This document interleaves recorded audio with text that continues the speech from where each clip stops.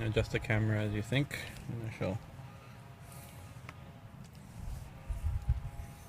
post it.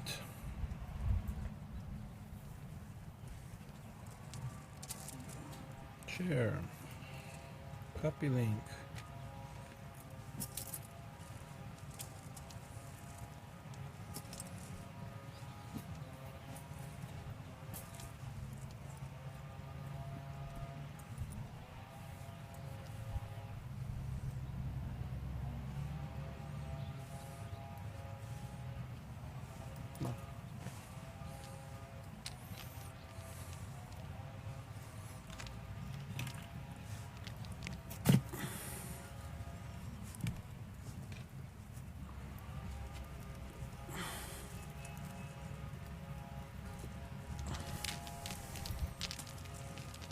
Maharaj.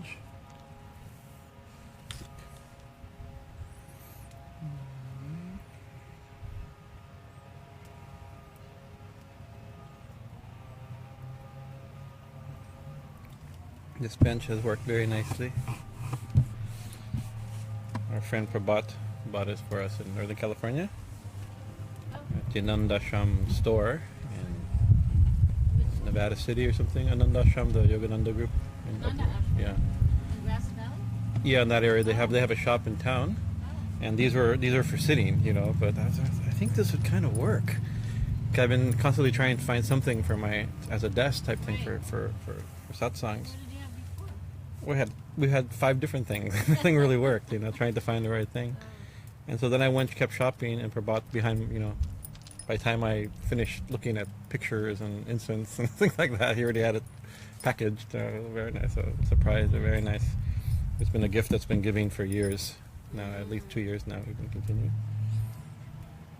How's it doing? Okay. I'll turn this one on and start.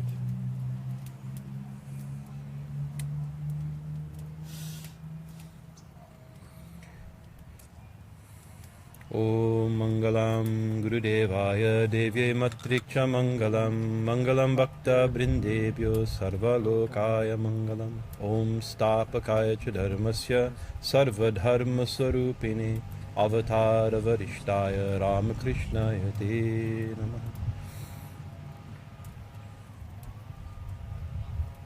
Om Jananim Sharadam Devim Ramakrishnam Jagatgurum Parapadme Tayostritva Pranamami Muhurmuhu. Om Sarashiva Samarambam Shankaracharya Madhyamam Ashmarachara Prayantam Vande Gurum Paramparam. Om Gurur Brahma Guru Vishnu Gururevo Maheshwara Gururevo Param Brahman Tasmai Sri Gurave Namaha. Om Sri Ganeshaya Sharada Gurubhyo Namaha. So today is the 5th or 6th day of Navaratri. By counting, it's the 5th day, right? I think so. It's the 5th day. By Tithi, we're already on the 6th day. One got absorbed somehow this year. There's only 8 days of Navaratri by Tithi, but today is, by counting, this is the 5th day. Also very auspicious. There's only 8 days in the spring? There's only 8 days in the No, spring? it's just the way the Tithi works out. Sometimes whether or not a day has a sunrise is whether or not it gets its own Tithi. So sometimes it's like that. So this is known during the fall Navaratri. The 5th day is they call it Lalita Panchami, right? But on this particular day, it's called Lakshmi Panchami. So it's a special day for Lakshmi Puja and the like. And in the actually fits in the worship of the Dash Mahavidyas, this day would be the day that Chinnamasta is worshipped. Right, which is very auspicious because we'll get to a name that has connections with Chinnamasta. So I think it's very... Well, that fits with Kali. Should fit right in with Kali. Yeah, well, these are the... Jai Ma, please come. Welcome. We're just starting. Come. Sit where you like. If you want to offer some samagri into the fire, you're welcome to.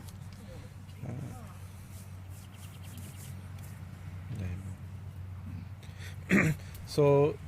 last week we spoke on the Bhagavatam, but so the week before that we picked up our readings and discussions of the Kali Sahasranama, 1,000 Names of Mother Kali, and the cluster of we were primarily reading, I think, verse 14, I think, 13, 14, like that. And these names in both of these 13 and 14, we almost got almost two verses done, most of the names. They were mostly dealing with Ma's smile. Right. These are the topics of that she's I still have it. Maybe I don't have it. Prasanna Padma Vadana, that she whose smile is like a blooming, pleasing lotus. Things like this, right? Smrita Hasya, she who's smiling and expressing beautifully. Priyabhashini, she whose expression, whose words are dear and wonderful, right? And then there was like Bahubhashini, all who is, but then it went to Bahubhashini, which means she has many expressions. After describing all, her expressions are sweet and beautiful and friendly and nurturing, that type of mood. Then but she's also Bahubhashini, right? Which means that she has many types of expression, not just one type of expression, right?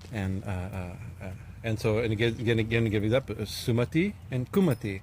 She had a very auspicious mind, and a very Kumati. I don't think we describe maybe wicked mind or foolish.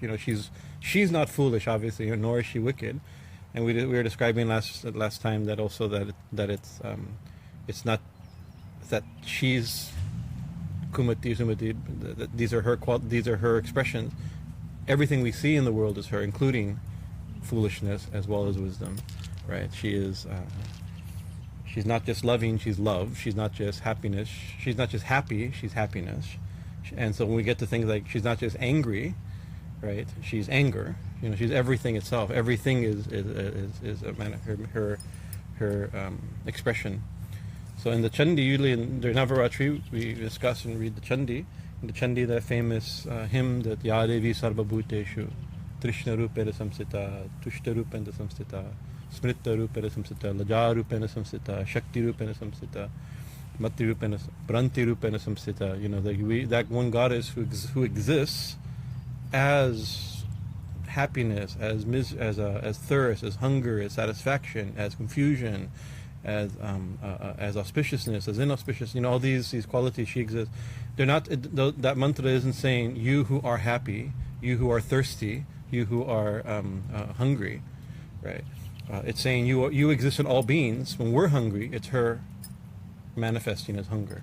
When we're happy, it's her manifesting as happiness. When we're confused, it was her manifesting as confusion, right? But since there's only her in the ultimate sense, right? Then who is it that's angry? Who is it that's confused? Who is it that's shy or hungry? It's her that's hungry. It is her that's hungry. It's her. So it's. She's the mirror and the object. Yeah, that's a very nice way to say it. Yes, she's Prakash and Vimarsha, right? She's the mirror and the act which is reflected in the mirror. So these names, as we continue, certain cluster of names are describing her and her leelas. Those will be some. Some of them are describing her iconography, but these are describing her states. And since it's only her, she's manifesting all these parts, and when we experience it, it's her, which means she's manifesting those parts also in us, in the ultimate perspective, right? And I think these verses are meant to kind of help us. These names are meant to kind of help us think about this. And so we actually didn't finish verse 14. We got to the Sumati Kumati, right? You are. How did I describe it? She who has a devious mind, she who has an excellent mind. Good mind and devious mind. So that's where we ended. So I'll pick up. So the last two, I think there's two names, name 100 and name 101, which are the last two names of verse 14. This is caṇdā. Actually, we have to start with caṇdā. Caṇdā. So we see this cluster of names will have a lot of this caṇdī, caṇda, caṇda-muṇdā. This name's going to be repeated, and it doesn't have one meaning; it has many meanings. So it's like you can say like one meaning, caṇda means that he's angry, right? and you can say, well, the caṇdī is she who's angry. Caṇda is angry, and then caṇdikā could be she who shows anger. I mean, there's no, how do you pull, or just a cluster of names, caṇda, caṇdī, caṇdikā, caṇdavas, these little names, these are just all little, every nuance of what caṇda means. And then there's so many names in the Sahashranama. She who is delusion, and she who frees us from delusion. Right? She who is delusion, she who causes delusion, she frees us from delusion. Right? So it's like that whole topic of delusion, one manifestation of the Devi, right? She's every aspect of it. She's a doer, she's the thing itself, she's the one who's doing it upon whom, and she's the one who prays for it to be done, whatever she's playing. Also, these cluster names is, not only there's an aesthetic to it, there's a beauty, tell me? Oh, no, it made me think of like a faceted diamond. Yes, that's a nice, yeah. Yeah, the diamond of consciousness. There's also an alliterative beauty when you have these clusters of names that have the same sound, right? So they're also, I cannot assume to know why the Rishi who revealed these mantras wrote them in this order, right? They're in this order, so we think about them in this order, right? There's a reason they've been given us in this order to meditate upon this order. So one of the things I think is there's just beauty in the alliteration, right? But I think there must be also meaning in the cluster of names. That they sound the same because they're aspects of one thing. So caṇda. So caṇda, when it's caṇda is usually translated as angry or fierce, right? And in the next name would be caṇda-muṇdāti. There you have because there's a demon by the name caṇda. There's two demons in the caṇdī. You see it's related. Why is it called caṇdī? Because she kills caṇda-muṇdā, and her name is caṇda-muṇdā and caṇdī.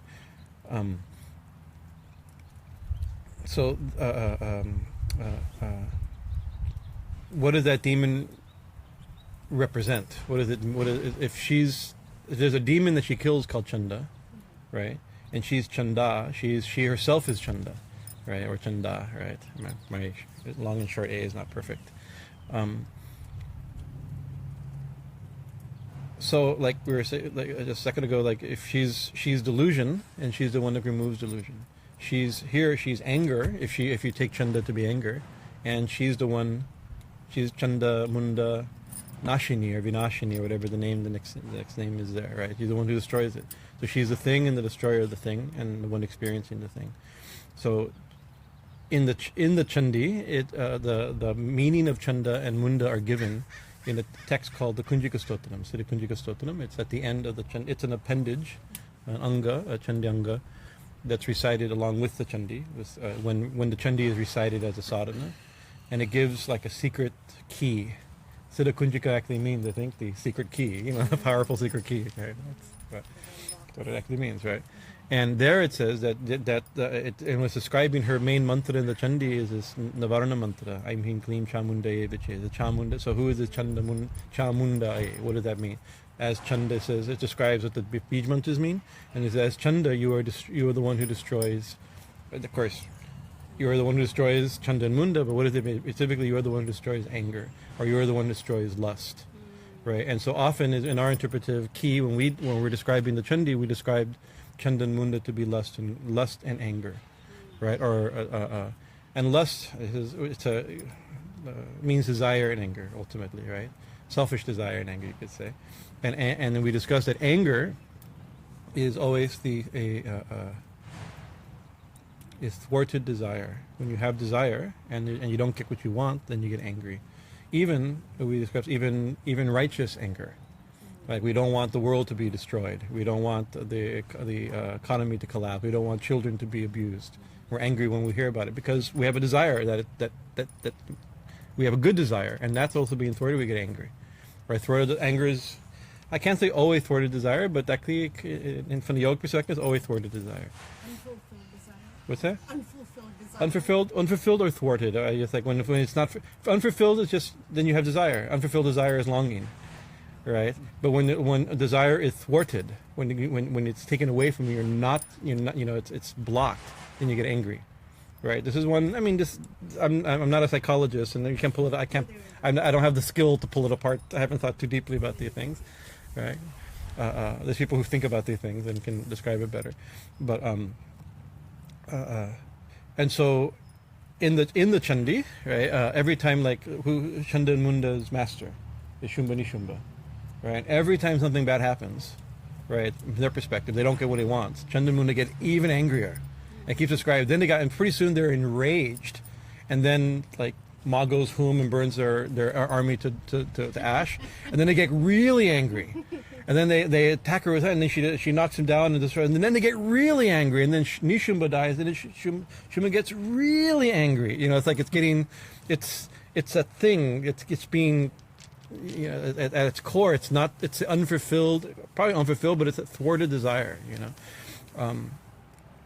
so if caṇda means angry, right, or so fierce or angry, here it means anger. Symbolically, anger is always connected with desire. Therefore, the idea that caṇda is so sometimes caṇda is seen as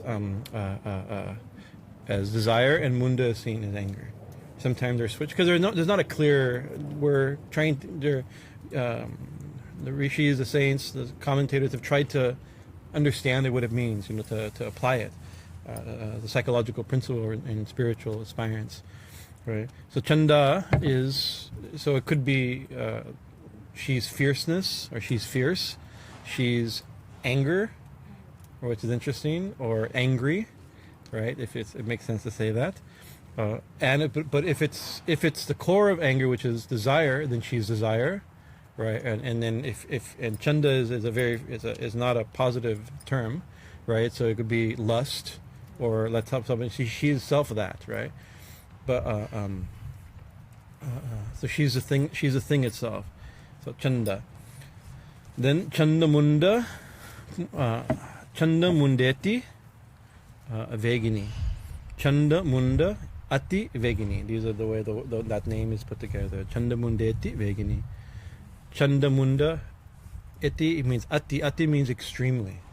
She does something. She's done something to caṇda and muṇdā, right? So she's so either if she's caṇda, it doesn't say that. It's going to say, I'm going to give you a hint. She destroys caṇda and muṇdā. But if it just said she's caṇda-muṇdāti, I mean, she's really caṇda and muṇdā. I mean, she's like with extreme prejudice in that movie. You know, it's like you really have to. Yeah, what is it? Terminate with extreme. So here she's veginī. Veginī means a destroyer, the Terminator. She destroys caṇda and muṇdā with extreme prejudice, right? To the Apocalypse Now.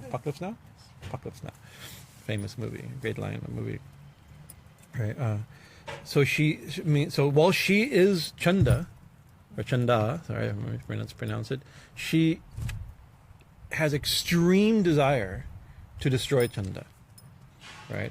And usually because it's caṇda-muṇdā, we know caṇda and muṇdā. These are two demons mentioned in the caṇdī. Right, and they're also in the Devi Bhagavatam. Their backstories are told, and what austerities they do to be in order to become, you know, the Devi Bhagavatam goes into great detail about caṇda and muṇdā, and the caṇdī gives briefly a story of the caṇda and muṇdā. So a simple thing is, and in the caṇdī, when in this caṇdī, the Divine Mother Ambika, also known as caṇdī in that part of him, Kali comes out. I think that she comes out of the anger of her forehead, right? She frowns, and from that a light comes and forms Kali. So comes because the anger of and caṇdī means anger, angry, right? So when one gets angry, that's called Kali, right? And so, Jaima, please come. Jaima Madhuri. Jaima, you can sit on the bench or you can sit on the floor as you like. Sit comfortably. You can sit comfortably. This is on the hard ground. So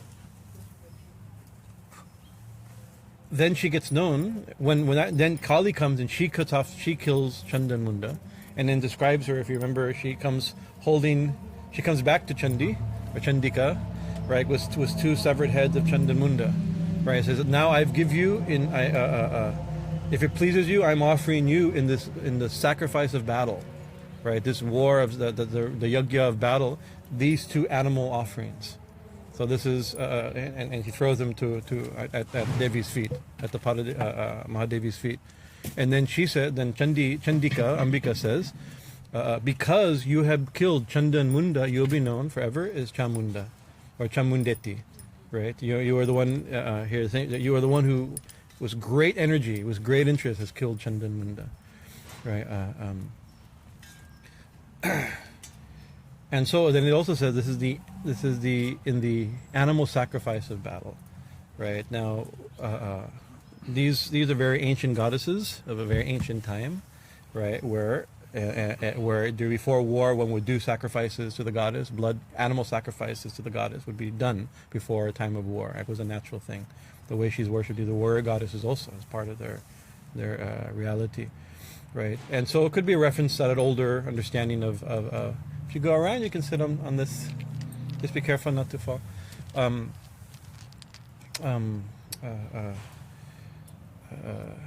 It could be a remnant of that, the battle goddess, the warrior goddess Rupa of Devi, her historical nature as a warrior goddess, right? But by the time the caṇdī is given and the way the rishis present it, the battle, the sacrifice of battle is an inner battle.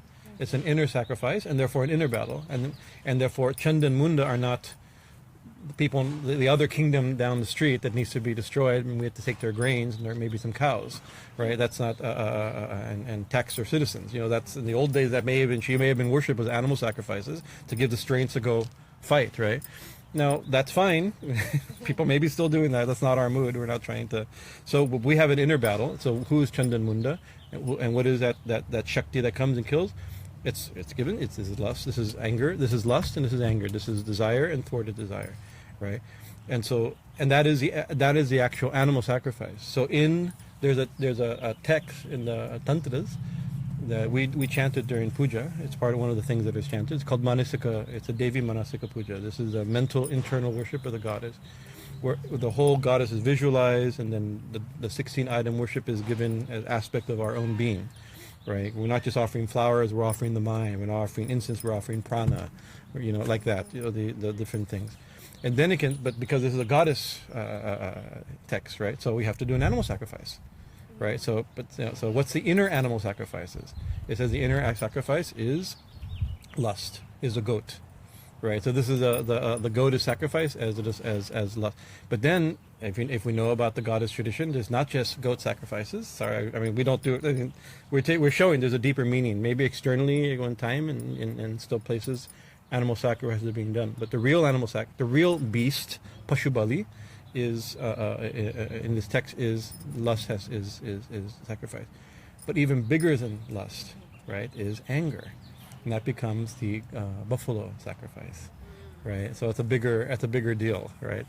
Right, and actually, people sacrifice. During Navaratri now in the mountains, so many goats are being sacrificed. Not many buffalo. That's a difficult thing to do. It's an expensive thing to do and gross thing to do. Right, it shouldn't be done. But similarly, we can overcome some desire. Right, we're frustrated. We shake it off. We overcome it. We try to remove it. We play with our likes and dislikes like that. But the big things, when those things come, it's very hard to give up anger. When anger shows, it becomes overwhelming. So this is actually in the scriptures Pashubali, right? So Caṇda and Munda becomes the destroyer of in the story is Caṇda and Munda, or the destroyer of lust and anger, internal in the inner battle, in the inner sacrifice and the inner battle. And Kali is known, and the caṇdī says, you are known, and here it is. Devi says to Kali, her own Shakti, you'll be known forever as the one who destroys Caṇda and Munda. And here in the 1,000-name hymns, and in verse 12, in verse 14, it says, your name is also the one who, caṇda-muṇdāti-veginī, the one who destroys. Actually, and this Ati is like, she was great strength, so she was from great passion, destroys passion. She was great intensity, destroys fierceness, right? There's another Caṇda and Munda. Munda also means head, right? That's one of the things, right? So you can keep giving more and more symbolism and more things that make sense to us, make sense in the tradition, make sense personally, right? Caṇda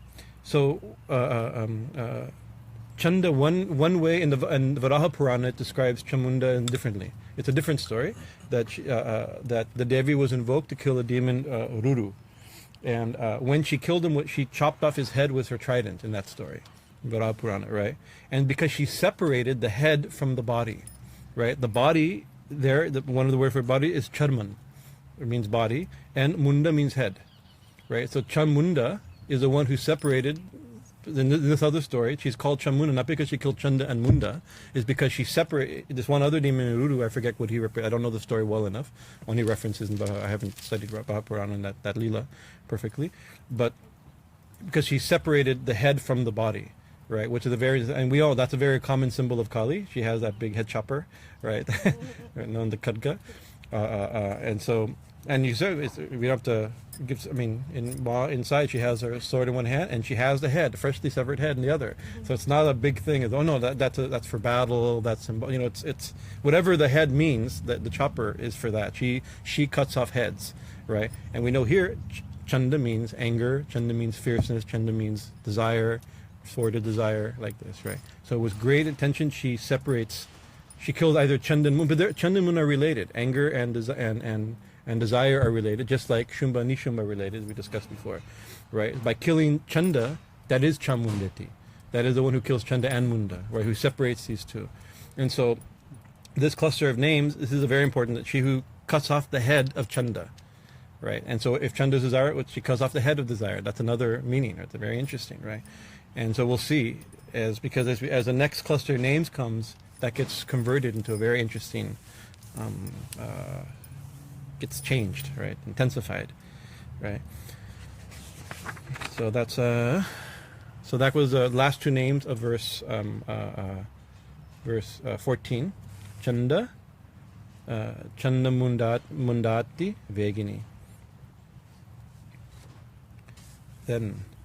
So that's okay. So she kills Caṇda, and we know she cuts off in the Caṇdī, she cuts off the head of Caṇda Munda. In the Varaha Purana, she cuts off the head of Ruru, which becomes Caṇda and Munda, right? It's all about head chopping, right? But then, and in this cluster name, I'll chant this mantra, it's very nice. Pracaṇda-caṇdikā, caṇdī, caṇdikā, caṇda-veginī. So use lots of caṇdas. We have to understand, by understanding some meaning of caṇda, we get the meaning of these things, right? Sukeshi, muktakeshi cha, dhirakeshi, mahatkucha. But this first line is a cluster of names. 1, 2, 3, there's 4 names, right? Pracaṇda, caṇdikā, caṇdī, caṇdikā, caṇda-veginī, right? So if Caṇda means fierce, right, or anger, right, and caṇdī is she who is fierce or angry or who attacks anger and fierceness, or like that, then who is pracaṇda, caṇdikā.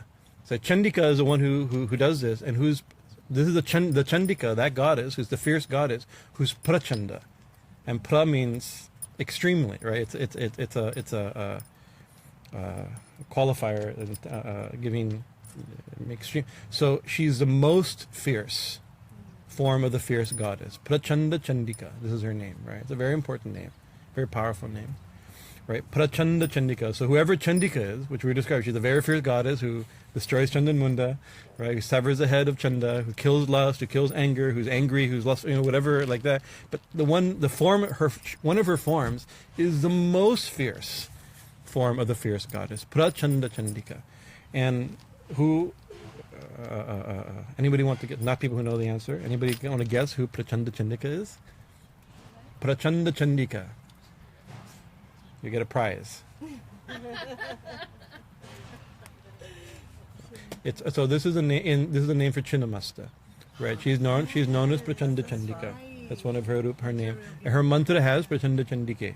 That's one of her mantras, and also in her Sahashranama, I think it's the first name.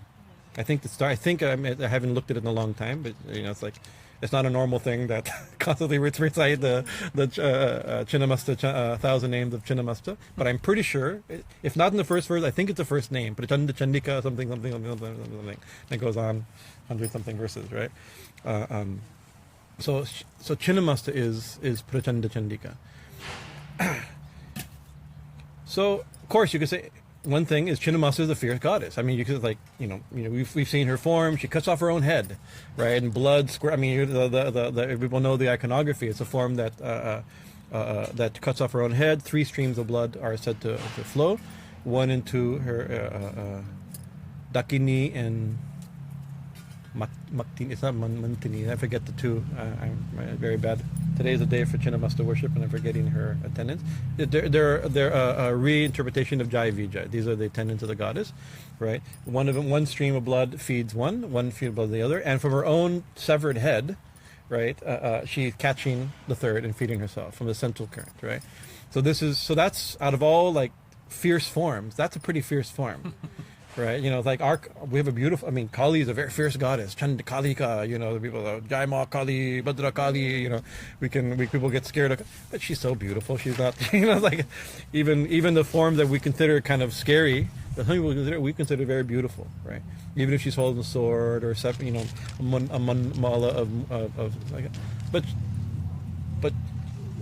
chopping your own head with squirts of blood, drinking your own blood, that's a very fierce. Even the rupa is a very dramatic. It's meant to be. It's out of the chandi. This is chandi, but this is pracaṇda-caṇdikā. This is really chandi.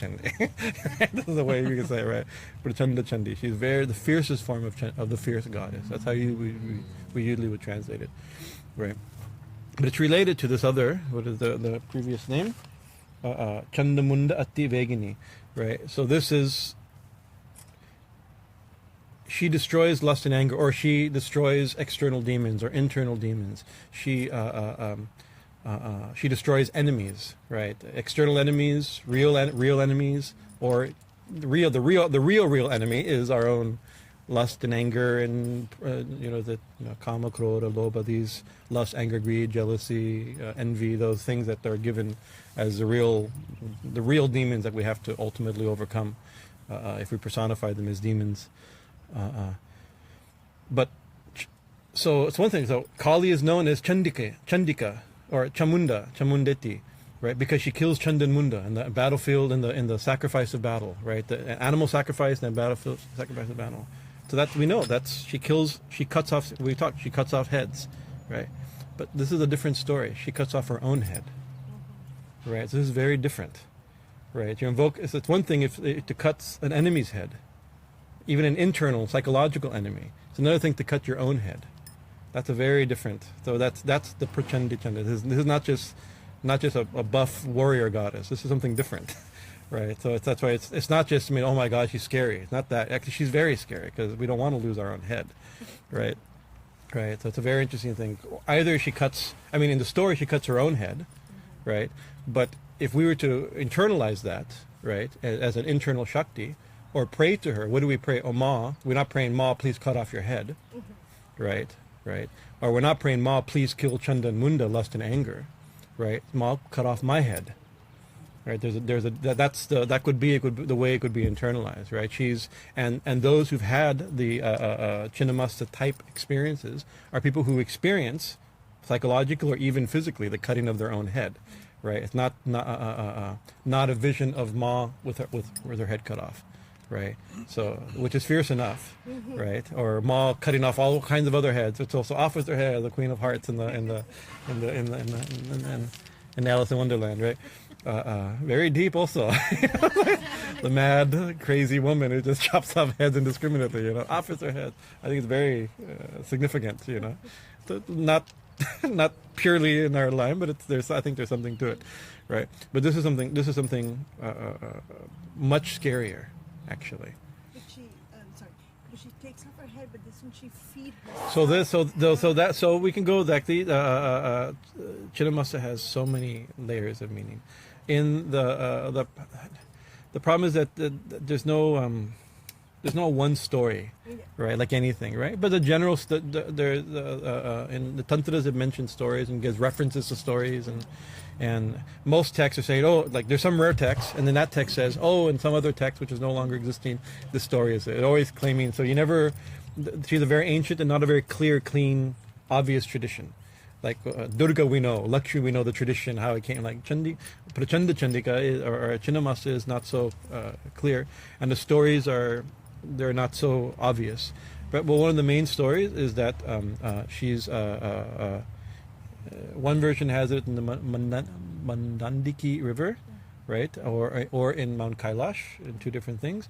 And one is that Parvati herself is bathing with her attendants, Jai and Vijay, who become Vajrini and Mantrini, her two attendants. And then, but something happened. The story says, because this is a tantric deity, and it's definitely in the Vama Marg. Actually, the text say it's only worshipped in the Vama Marg way. So it has an erotic kind of quality to it, right? So it says all of a sudden she became very aroused, and she changed colors. Either she became red. Sometimes you'll see her painted red. Sometimes you'll see her black. It's one of the Kali. Is that all these she got all. So that's.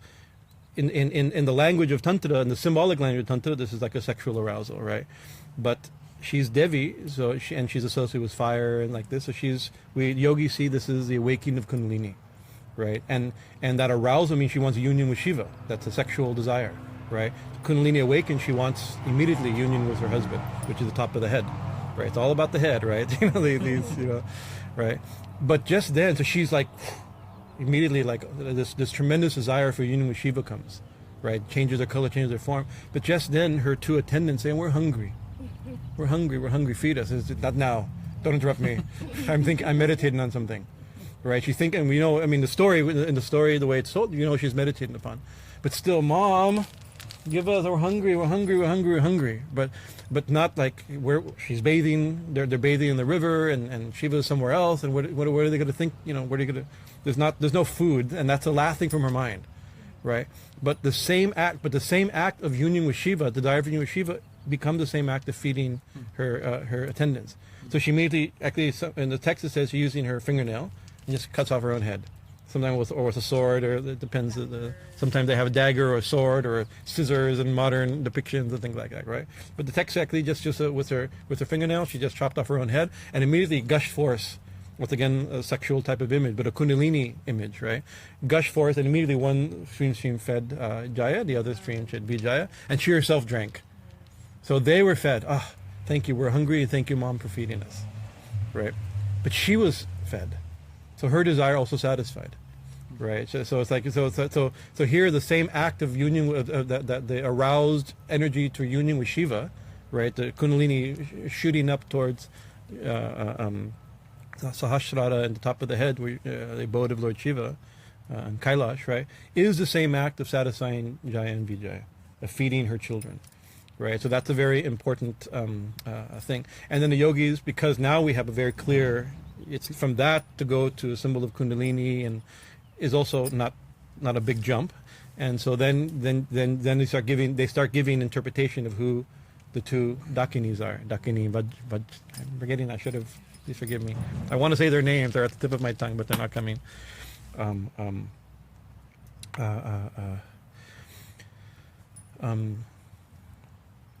Then one becomes Ida, the other becomes Pingala, right? So and the central current, where she herself is satisfied, it becomes Sushumna. It's interpreted as Sushumna, and it's not a big jump. Right, it's like maybe it has nothing to do with all this, and a bunch of yogis are just once again superimposing their weird tantric yogic things on a nice tribal goddesses from the mountains, and that the Vedic tradition, the Brahmins are usurping their original indigenous. It could be that too. I don't know. Dakini and Vamini. Dakini and Vamini. Vamini. Thank According you. to Wikipedia. Okay, we bow to Wikipedia. Google Dev has Google spoken. Dev has spoken. Very good. Yeah. So, which means right and left, right? That's Dakini means Dakina means right, and Vam means left. So these are Ida and Pingala respectively, or Pingala, Ida, Pingala.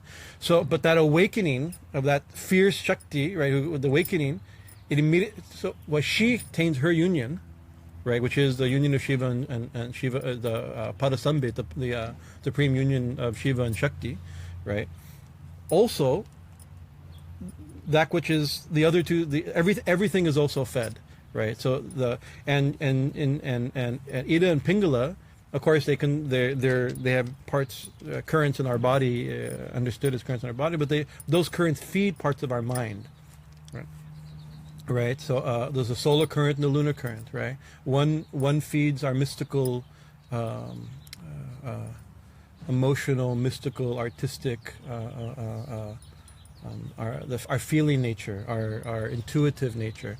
That's the moon, and the sun is the more logical. It's our physical needs, our they call it, some Ramchurch calls cold cash reality. It's like this, the stuff in the we have both of those needs, right? But the thing is, we're constantly, because we're generally, sometimes many times, generally in a healthy body, every 2 hours, your breath is moving from one to another, as Ida and Pingala, as prana is constantly moving one side, and so as a result, we don't get anything done, right? We go from trying to get things done and being emotional about it, and then crying and really, no, I can put my thing, we're constantly, because we're being turned on and off, air conditioned heater, right? Ida Pingala, sun, moon, continuously, right? Right. But and as a result, the current never goes into the center. The prana never goes. So yogis and have developed in hatha yoga system pranayama techniques and meditation techniques and mudras and bandhas and in order to like for instance, like a typical thing is the alternate nostril breath, alombijom and nadishodhana type techniques, where like you're doing right, you're constantly balanced, and then this kumbhaka where you stop. Right, so balance. Usually, and all of a sudden, where to go?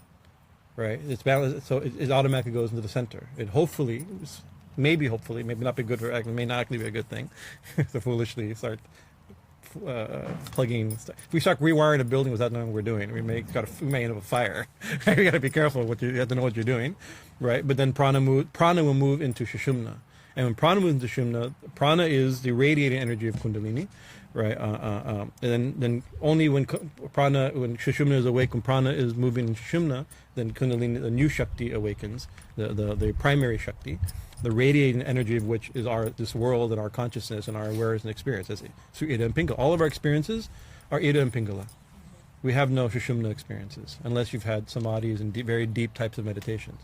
Otherwise, even our visionary experiences and devotional experiences, these are experiences through in Sushumna, right? Or even modern, you may now it's fallen out of favor, but it used to be say, oh, it's the left brain, right brain, right?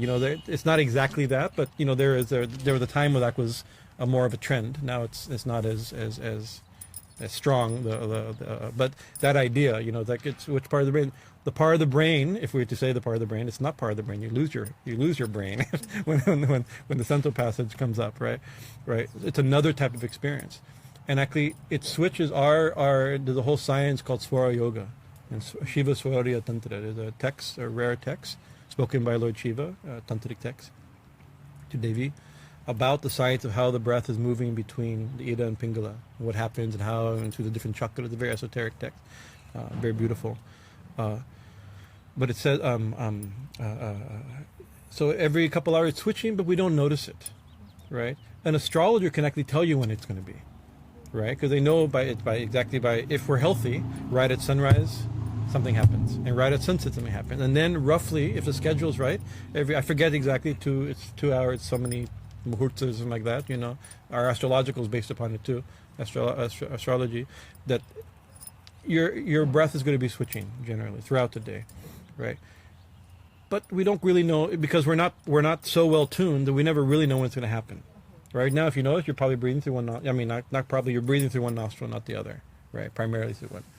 Right, but at sunrise and sunset, right? That's there. If we have a healthy system, and a lot of yoga and pranayama and sutneti and jalneti and all the nasal flosses and things like that the yogis are obsessed with doing, is to get it ready, so that when the time's supposed to happen, it's going to happen. Nothing's clogged, nothing's wrong. Right, and then. So at sunrise and sunset, we know it's going to switch, although it switches many times in between, right? But we don't notice. But this time we notice. We can notice it, right? And so what do? Material and the Ida activities and Pingala activities will have no value when Sushumna Nadi is flowing, right? And so even in astrology, you can get certain almanacs of the day, and these are called dead times. Like don't do anything during that time. Right, don't start a business. Don't start don't. If you're going to sign your lease for your house, don't do it under. They can do it by astrological, but you can also do it like, no, now's not a good time. Sometimes some people will be like,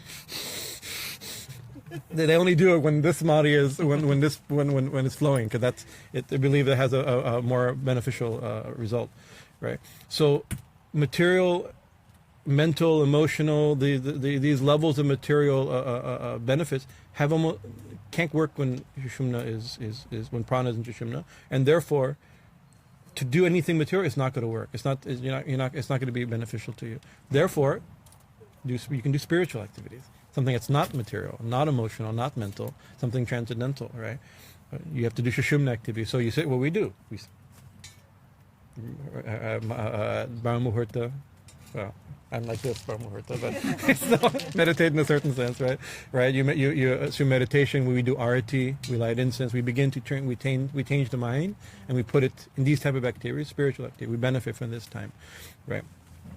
But here, this is showing that when Chinnamasta, when her explosion happens, right? Also, Dakini and Vamini are both also satisfied, right? Because actually, self-realization or the transcendental consciousness, however you want to conceptualize it and describe it, right, is the fruition of Ida and Pingala, of the mind and senses and emotions and desires and family and experience and food and relationships and children. And I mean, everything is, that's what we really want. Right, and the thing is, that's actually what we really want, but we're not conscious that's what we really want. So we want many other things. Trying to be when you're not satisfied, and we don't know what's going to make us satisfied, we have to try to be satisfied, right? So we try to fulfill a bunch of desires, and nature of desires, even if their chance is not going to be fulfilled, right? That's unfortunately the fact is, or maybe fortunately, most of the desires won't be fulfilled, right? And if they are fulfilled. So if they're not fulfilled, we're going to be angry and disappointed, right? And if they are fulfilled, we're going to be angry and disappointed because they're not going to really fulfill us, right?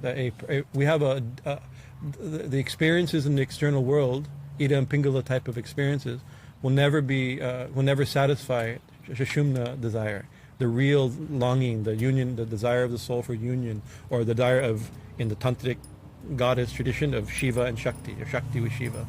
Right, the pada sambit, the supreme unitive experience, right?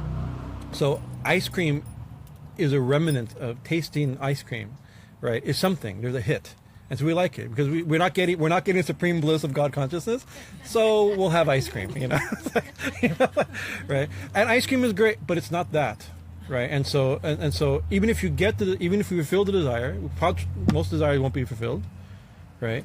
If they are fulfilled, they won't be satisfying. And what if they are satisfying? And they are fulfilled. They're still temporary, right? So they'll also leave, right? If you feel the desire, like, oh, we finally, you're in love with somebody, and finally she. But even if it was perfect, and you get married, and it's wonderful, and you have the perfect like that, eventually one of you is going to die. Actually, not only eventually, both of you are going to die. Sorry, that's a fact. Everyone's going to die. This is pracaṇda. This is fear. This is fierce talk now, right? We're all going to die. This is so good. This is how we start. We should start all of our satsangs. We're all going to die, and therefore, let's have the conversation about it, right? So even then, it's temporary, right? So the real satisfaction of even our material and emotional and the Ida and Pingala legitimate things of the body and mind and our karmas and our reasons for incarnating our family and all this will be really be satisfied when the full experience is there. But that's actually scary. It's also, that's why one of the reasons why she's called pracaṇdikā, pracaṇda-caṇdikā, right? And so it's a symbol of a fully awakened Kundalini and fully satisfied Ida and Pingala, right? That's another thing. It's not like, usually we think it's a typical yogi thing. It's like, no Ida, no Pingala. We're gonna force her to do what we want and bypass the whole thing, right? And maybe it's a good practice because we're so obsessed with material consciousness and material desires, right? That maybe a little bit of like, let's a little bit of self-restraint or a lot of self-restraint may be helpful, right? But still, that's not what the symbol of if we take it this way of interpreting the Chinnamasta symbol. There's many ways of interpreting the Chinnamasta symbol. I'm just giving one that fits our discussion today. So it's not necessarily even about control. It's about the real fulfillment of even our material desires. The root of all of our desires is our spiritual longing, right? And so if we give a little bit symbolic interpretation of the story, she has an aroused desire for union with Shiva. And just then, we're hungry, we're hungry, we're hungry, we're hungry, we're hungry. Feed us, feed us, feed us. No, we can't wait. Give us now, right? Because even that aroused desire, longing for God, right, is the thing that's animating all our other desires, right? That's the thing. So it's not like, oh, we have this or that. When this is that's the cause of this, right? And many years ago, when we used to speak at a local college, a local high school with in a interreligious type of forum, we have a very nice Buddhist Reverend Kushala, a very wonderful Buddhist monk, an expert at skillful, to use Buddhist language, very skillful at turning the Dharma wheel and speaking to youth like that. But still, Buddhism and Hinduism has some difference, right? So there's a different perspective of the same idea. And so he was like, it says, oh, desire, it's desire that causes suffering. I mean, he called it Buddhism by the number. Whatever anybody would ask, he'd answer by Buddhism by the number, right? Like, which is desire is a cause. Suffering exists. Suffering is caused by desire. The cause of desire, it's like there's a way out of desire. Eightfold Path is the way out of desire, right? Very simple, right? You're suffering because of desire. Suffering exists, and it's because of desire. You end desire, you end suffering. Right? Even like at that time, it was a big thing. Now it's in the news again, but it was a very big thing. This was maybe 15 years ago. This is before gay marriage, marriage equality legislation. Like it was in debate at that time, right? And so of course you have to, what do you guys think of gay marriage? The minister, the priest, everybody's giving the best spin because knowing that they're being judged harshly by teenagers, right? But I remember Reverend Kushala was great. He says. It's just another way to suffering. Let's just back that. It's just another way. It's just, if you want to suffer, there's another way of suffering. All desire is suffering. This is just another form of suffering, right? You have to be free from desire. But so when it came, that's not exactly. It's true. Suffering is caused by frustrated desire, right? But what causes desire is the question. We know suffering is caused by desire. What causes desire? Right, it's like, and a tantric perspective would be exactly desire is real. The soul has desire. The soul, usually we think in Vedanta and Buddha is like, oh, the soul or the non-soul is free of all desire. This is not the devotional tradition, right? The soul's full of desire, right? So the soul is, we're gopis wanting Krishna. Right, or in Tantra, where it's Shiva and Shakti, right? The desire for union, the desire for the absolute, that's real. It's not a mistake. We have to get beyond it, right? So that was, and so I think for young teenagers, that's an important message that you're extremely awakened desires and not only the awakening of the body, but even their political consciousness and all the things that happen, artistic and poetic and romantic, and all the things that happen when that awakens. These are symptoms. These aren't, of course, they're the cause of suffering because they won't be easily fulfilled, and you'll be frustrated trying to fulfill them. And when they are fulfilled, they won't be satisfying. Right, and if they are satisfying, they'll end. Right, so Buddhism is still true. The cause of suffering is still, and then you'll die. And then you'll die. So it's still, and then what do you have to look forward to? Rebirth of an indeterminate nature. Right, that's that's true, but where is it coming from? Right, we have there is desire. Right, desire is, and so if we're talking from a tantric text, so we can talk in a tantric way. There's a primary desire within the absolute we talked about a couple weeks ago. It's within the mind and heart or soul. Within the one, there's no mind, heart, and soul. Within the essence of Shiva, the supreme consciousness, awareness, there's a pulse, right? They call it a spanda or bindu, or represented in the yantra by the dot, right? And that and they call in Kashmir Tantra, they describe it as Swatantriya Shakti. There's an energy inherent. Swatantriya means what owns inherent nature. There's a Shakti inherent in consciousness, right? Why? It's the way it is. It's inherent. It's like you can't say it like that, right? Right. Swami Chidananda one time he would say, it's like you sit there, deep meditation. and somebody calls your name, immediately get up and run. Oh yes, I'm coming, Usha, and you run inside. Right, so the inherent quality here to get up and run is also inherent in you when you're not doing anything. Right, it's like that's the primary shakti. That primary shakti in the triangle in the yantra, in the Kali yantra or Sri yantra, Sri chakra, it forms into a primary triangle, and those three. I mean, within that one manifests as if three: Icha shakti, Jnana shakti, Kriya shakti. Right, for Icha shakti is the shakti, the energy of desire. Right, a volition, right? We'd call it Icha shakti. Then Jnana shakti is knowledge, awareness, or intelligence, or perspective. All those, and Kriya means action, right? And these three, then those are related to Sattva-guna, Sattva-guna, Tamaguna, and Rajaguna. These are related also to the three Trimurti of Brahma, Vishnu, and Shiva, and their shaktis of Saraswati or Vani, Lakshmi, and Parvati. And their functions of creation, destruction, and sustenance. You know, they're and the letters of Om and past, present, and future. All the dualistic world is not a dual. It's a triune world, actually, a trialistic world. Triune world. A trialistic world. We live in a trialistic world, right? But the thing is, within the very nature of the one consciousness, there is desire, right? There's a potential for experience, right? And the desire for experience. And so we don't know how to explain it. And also, I mean, how can you explain the absolute, anything with the absolute, from 1,000 steps down and just guessing in the dark? The sages have said, right, that, well, how do you explain it? That the one becomes as if two, or as if 2 billion, right? However, it's not the same action, right? The one becomes in the Vedas it says, "I am one, let me become many."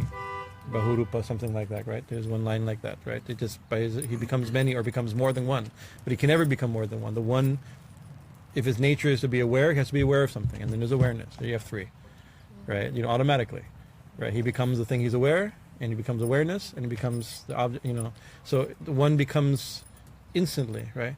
Why? It's intrinsic. We can't answer the question perfectly.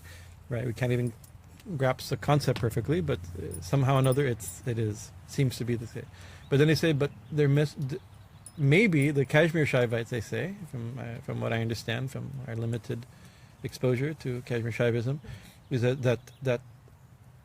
that pain of separation, that maybe from our experience, our limited seemingly individualistic experience, is millions of lives of painful separation, right, and longing, right, and hunger. Right, the joy of the experience of union is worth it, right? Because part of it, another way of the three is in Vedanta we say Satchitananda, right? The Ananda part, right? Ananda needs something to experience, right? You know, and to experience needs some sense of separation, a seeming separation, right? So that means separation, and therefore a union. That becomes Ananda. You know, so even that, if we say that the existence and consciousness has bliss as inherent, there seems to be Tantra unfolded differently, in different schools of thought unfolded differently. So in the pracaṇda-caṇdikā, this is a very this is the full, fierce, radical, passionate awakening of that to the original desire and union, and the final union, right? And everything is fed, right? But as I mentioned, so as caṇda-muṇdāti-veginī, so she cuts off caṇda-muṇdā. This time she's more because she cuts off her own head, right? Or cuts off, so we're praying, please cut off our head.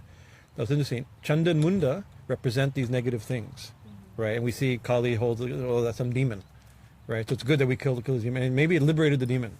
And so a lot of time in some of the literature and some of the popular literature about Chinnamasta, they say usually it's given like you liberate. I mean, to lose your head is great. Yeah, so many mental concepts. When the union is experienced, then the brain is left behind. Our dualistic thinking, all our problems are in our head. We cut off our own head. Oh, thank God we lose our head, right? Yeah, but it's different actually, because here by cutting off. It's not, I mean, it's that also, that symbolism can be given, that meaning can be given. it's not separating, like in caṇda-muṇdāti, he separates the head from the body, and therefore liberating. What's he liberating? Liberating the body? It's an interesting thing, right? Liberating, so it's like, here it's actually cutting I think a better description, maybe, is she cuts the body off, not the head off, right? We really think we cut off the head. But actually, she's cutting off the body, right? Because here, the head represents pure awareness, intelligence, the sanam bonum, right?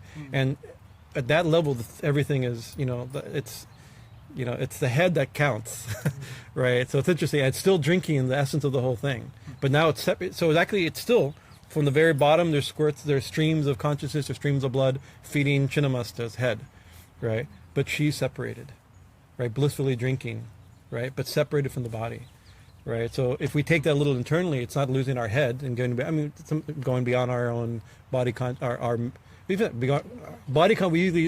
we always say body consciousness in the head, body consciousness in the body, right? By separate, I mean liberating consciousness from the body, liberating consciousness. That's a better way to describe it. Rather than liberating us from some caṇda and muṇdā by cutting off their head and removing. That's good. We want their head and thrown away, right? We'll stack them. We'll put the heads all over the place, right? The symbols of it, right? We have skulls somewhere here, right? Yeah, plastic skulls, unfortunately. For now. Laws of California. For now. Laws of karma.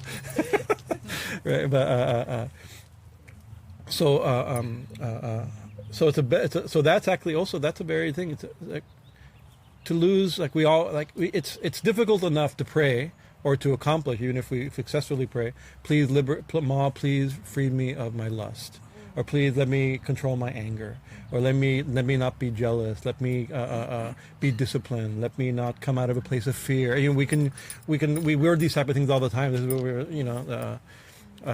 that's something.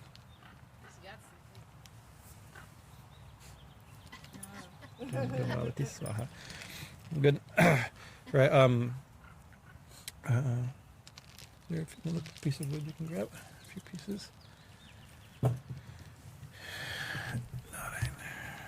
Yeah, maybe I should. If I do it, I'm going to throw hot ash on everybody. It's probably not a good thing. These will do. Thank you. Yeah, thank you. That's okay. Thank you.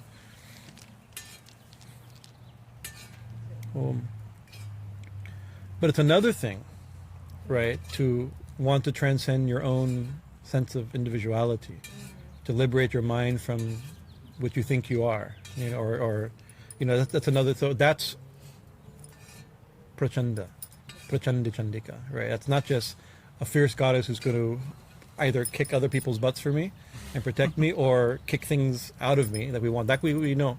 But another thing to cut off our own head, to cut off, that's a more radical stance. It's a more radical prayer. It's a more radical experience, right? And so she's described also that when it happens, it becomes like a lightning bolt. She's Vraja-yogiনী also, one of her names. Right? She's she's and either the lightning bolt, and what lightning is interesting, right? You have the cloud that's creating static, and then you have the earth, and then when the two poles become more than can handle, then there's a flow. Actually, I think it comes from the ground up. Either we think it. They both meet. There's like so that's the thing when it becomes so dramatic, so the tension becomes too much, right? Or the desire for union becomes so much, or then it's like it becomes a lightning strike is not an easy thing to want. Right, we want gentle awakening. I'll go from chakra to chakra and purify my nadis, and then open I'll wear a rose quartz open to my heart chakra. This is not that. That's nice, but this is not that. This is during a lightning storm, going outside with and holding up an umbrella, a metal umbrella, hoping to get hit. Right, that's a harder thing to do. Right. So while she's a very fierce goddess, but even the desire for that is a very fierce thing. Pracaṇda-caṇdikā. Yes.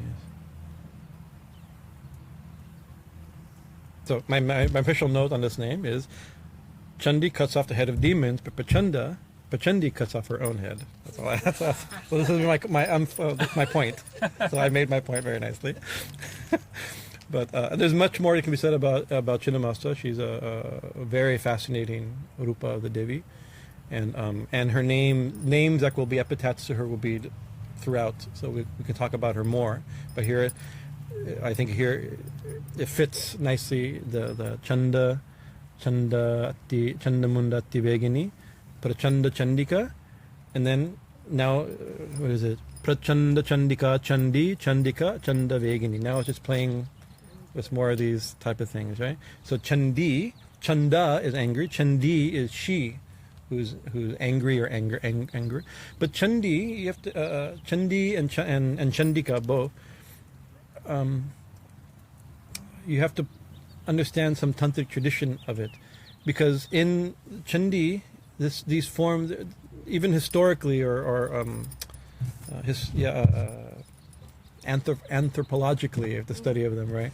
These are very ancient goddesses, right? They're tribal goddesses or forest goddesses. They're forms of the forest. Then now they're seen as these are all faces of one goddess, and maybe historically they were merged, or maybe however we can't presume to know how it happened, right? But caṇdī and caṇdikā, they're worshipped in ancient times, even now, in very kind of tribal and indigenous mountain tradition, forest tradition, jungle traditions in India, even now.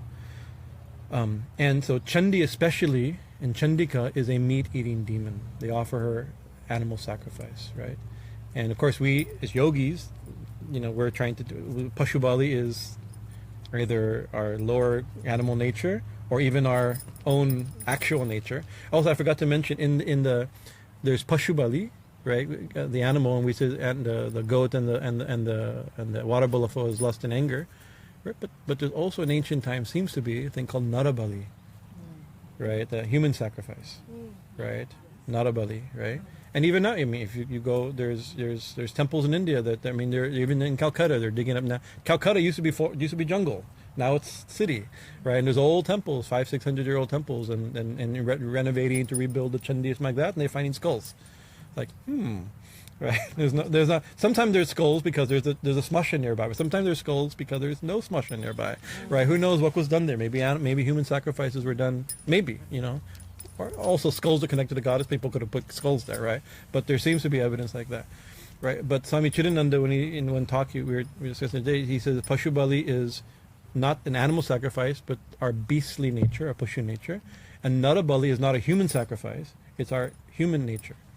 So this is a very good symbol of Chinnamasta. She cuts off the human, the full thing, not little things that we have, little anger, lusting, right, and heart chakra purification stones, right? So here it could also be like this Narabali. And then he says, actually, if an animal sacrifice means to overcome our animal nature, then all of a sudden, from our perspective, to pin an animal down and cut off his head seems the opposite, right? So now that is no longer appropriate, if it was ever appropriate, right? And if Narabali is transcending our human nature, what could be more? How does killing a human being do that? So you can see it when you stretch it from this perspective, it doesn't. So caṇdikā was meat offerings, but then once again, how do yogis take it? Right? What is that meat offering? Right?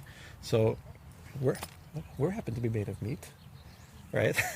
We have a nice big piece of meat I carry around. We get up, we'll put this big slab of meat on our shoulder, and we'll walk inside and put it back down, and we'll sit for arati, right? Then we pick it up, and it's like we're carrying around this piece of meat all the time, right? And so our body is also meat. Right, this is what she has to eat. So if she's a meat-eating goddess, she eats. Yogis interpret it. She eats body consciousness, but body consciousness is not the body. Body consciousness is in the brain. It's in the mind, our thoughts, our materialistic thought. So she eats thoughts. The thoughts that create body consciousness is the meat, right? So we've mentioned in our old readings of the caṇdī, there's a thing in Tantra Shastra. I'm giving you a hint of esoteric, cool, secret tantric stuff. All right, now ready? Cool, secret tantric stuff. First thing they do, after you take a bath, you take your bath, sit down, put on tilak like that, and then they take their jata, you're supposed to have long jata, and you tie it up with the mantra Om Namas Candikaye. Or they invoke the and other, the good Brahminical you chant Om Buru Vasuha, you chant the Gayatri, a nice gentle Gayatri Devi, showering blessing. Like, here's Candikaye, Chandi, Why, right? Because they're a deity that eats body consciousness or eats thoughts, right? Or what one translation says, tears apart thoughts. It's not a bad definition or way of thinking of it. It's not a definition, not a translation, but it's a meaning behind it. Chandi is she who rips apart or eats or tears apart thoughts or body consciousness, right? The meat eating that we're giving here is our vasanas, our thoughts, our materialistic thinking, right? So also this is all related to the cutting off of Chinnamasa's head, so it works. Caṇdī, caṇdikā, right? She who tears, it's a different, caṇdikā, similar name. caṇda-veginī, right? Here's caṇda again, and veginī, the destroyer of. Before it was caṇda-muṇdāti-veginī, here is caṇda-veginī. Really, she's the one who destroys caṇda, right? There's again anger, or desire, or passion, or however you want to think of it. So this is that first. What time is it? I don't know what time it is. 6:20. Okay, 6:20. That didn't go. No, the podcast memory is full. Well, some things are not meant to be podcasted, I guess. That's too bad. Pracaṇda, caṇdikā, caṇdī, caṇdikā, caṇda-veginī. These are the names we've dealt with. These a few names. There's the next half of the line. This is half the verse of half 13. I'll just say I would prepare to speak on these, so I won't speak, but I'll give you. I think it's good time to come in now. Sukeshi, muktakeshi cha, dhirga keshi, mahatkucha. From that, it switches to describing her hair. Very interesting, right? Before it was her smile, and her beautiful expression in the previous verse, and then it's Chandi, Candika, pracaṇda-caṇdikā, caṇda-veginī, and then it's like now it's going to her hair. That she has beautiful hair, she has unbounded hair, she has long hair, right? And then it just says, and she has mahatkucha, and she has large breasts, as the motherly symbols. So it's also showing, it's giving another aspect of this goddess, right? And hair has that I don't want to start because we can speak a lot about hair in goddess symbolism. Hair has a lot of meaning. There's actually academic books written on hair in Indian culture. That some good academic books and some more popular type of books on mythology that go into hair. We can discuss. It's a good topic because when you see a deity with tied hair, it has one meaning. If you see a deity with unbound hair, it's a different meaning, right? Both philosophically and culturally. Right, and anthropologically, right? They have very different meanings. So we'll do that in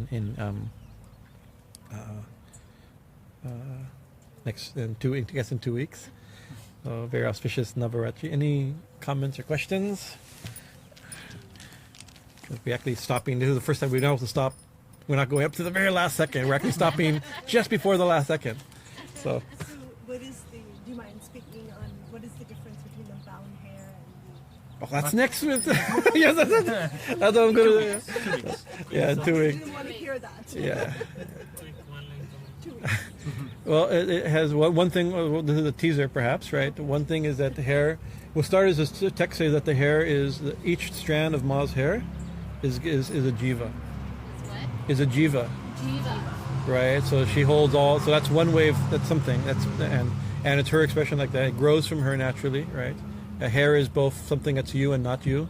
So it's a whole thing of there's Advaita and Vasishtha Advaita. There's all things you can keep pulling from it. But sometimes it may just say she has nice hair and long hair and but like that. But then there's another thing of because Padashakti, the goddess, is the goddess. She's and her manifestation is nature, right? The most simple direct experience of the goddess is namaskar, is nature itself, right? And unbound hair is untamed nature.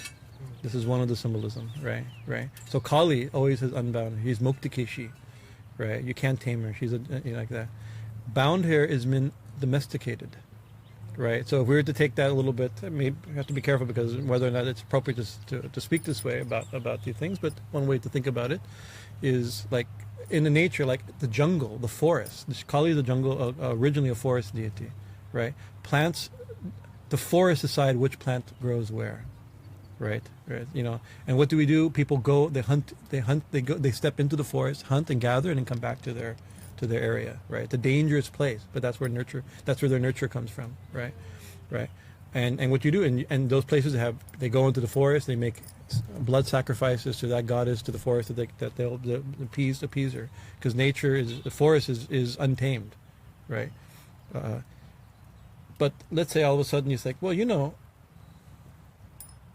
those seeds we're gathering, we can also, if we put it in the ground, it'll grow what we want, right? That's the beginning of agriculture, right? Or the domestication of nature, or not the domestication, is that the right word, or the domestication? Domestication of like that. So all of a sudden, now you decide what plant goes where, right? You know, that's a big difference, right? You know, and so then all of a sudden the goddesses change.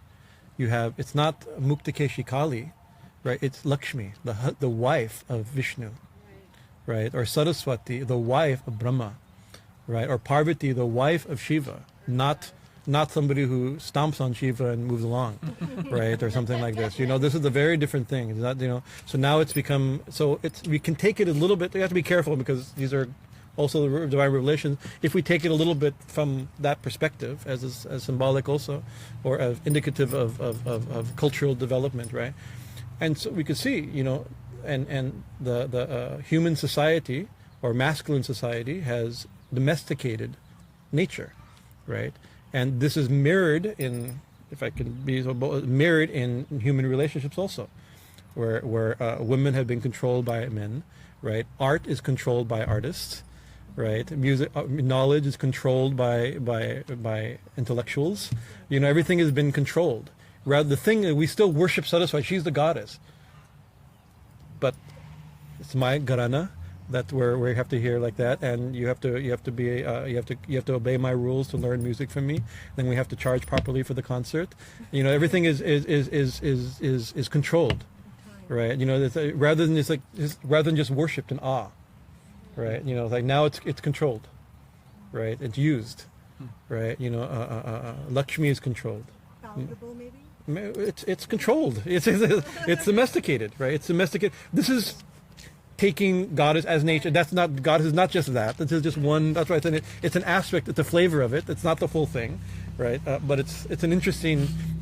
See, already you shouldn't have asked this question. You should have waited till next week, because this is a good topic, and I want to develop it properly. I can develop it intellectually properly. It's an interesting topic, right? There's a danger in this also. All of a sudden you say, oh, this is just a domestication of women, and this is the masculine culture. That's, you know. There's a danger in that all of a sudden you're looking with aghast at Hinduism rather than with reverence at Hinduism. So you have to be careful with that. That's what we're not trying to do. And there's, you know, it can be, and this type of things are taken to extremes in modern secular academic world also, right? We're not that, right? We're not describing that, right? We're not that, but it's an interesting way of thinking. It's an interesting topic, right? I think it's an interesting topic. I like this type of contemplation a little bit of it, because it's not only nature but everything. Shakti is everything, but we're now in control, right? Part of Shaktism is Shakti is in control. She's supreme, right? And we've made her subservient to us, right? That's the thing. Now we control what grows. We control music. We control art. We control science. We control. We control when people are born. We have birth control. We have this. We control everything.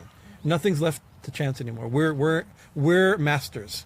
And Shakti is under our control, and then that gets developed into this idea of Shakti and Shaktiman, right? You have Shakti and the one who controls Shakti, right? That's shown also in the tradition. It's a very deep thing, and we're not criticizing Shakti and Shaktiman, but in regular life, all of a sudden it becomes not just like, you know, it's like you have the power and the powerful, right? So before, power was powerful, right? Nature, which is the power, that's powerful. Now the one who controls nature is powerful. It obeys me. We can divert rivers. We can divert rivers. We can build a land where there used to be an ocean. Think how much power we have, rather than like, wow, the ocean. You know, that's the difference. You know. What all man needs to do is go.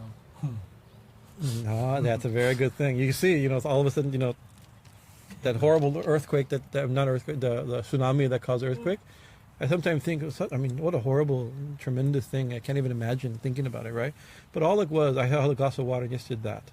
That's all it was. And it was nothing, right? But we've created this whole thing, this whole structure. And then then we hear, this is maybe a little bit,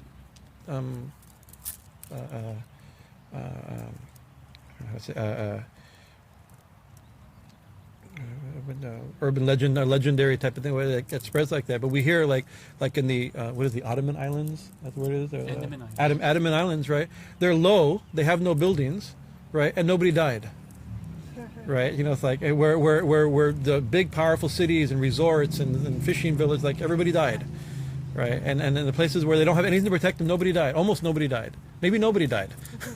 Well, right, it's like that's something, right? Because they're not they know where power and the powerful are the same, right? That's Shaktism. The power and the powerful are the same. They're not two different things, right? One does not control another. And the thing about the power and the powerful, Shakti and Shaktiman, in the language, it's a gendered language, and it's reflected in gendered society and gendered like that. It becomes a man controls a woman, right? That's how it's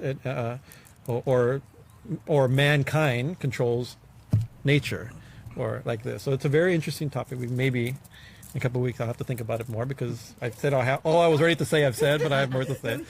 Yeah. No, very, very interesting. Very, very interesting. But I don't want to make it academic and like this is a description of unfolding the names of Padashakti. These are flavors. These are things, and they're meant for us to meditate upon them, the name by name. Or it could just mean like she has beautiful hair, and just maybe describing the paintings of her, right? But we like to think, why does she have beautiful hair? Why is her hair unbound? What does it mean? Can you recite those names? Pracaṇda-caṇdikā, caṇdī, caṇdikā, caṇda-veginī, sukeshi, muktakeshi cha, dirgha-keshi, mahatkucha. This is the mantra, right? Sukeshi, muktakeshi, dirgha-keshi, mahatkucha. Actually, what we do, usually what happens, this is the real secret stuff, is somebody whispers one name into your ear, and you spend your whole lifetime saying it. That's sufficient. That's called that's ultimately it, right? But there's unlimited names, but one name is sufficient, One name is sufficient. 6:30. Okay, it's the 6:30 Jai Ma. Thank you for your kind attention. This auspicious Lakshmi Panchami. Jai Ma, Jai Guru. Ranga Yamuna Saraswati, Triveni Mai ki Jai. All right. Cool. Tantric. Fun.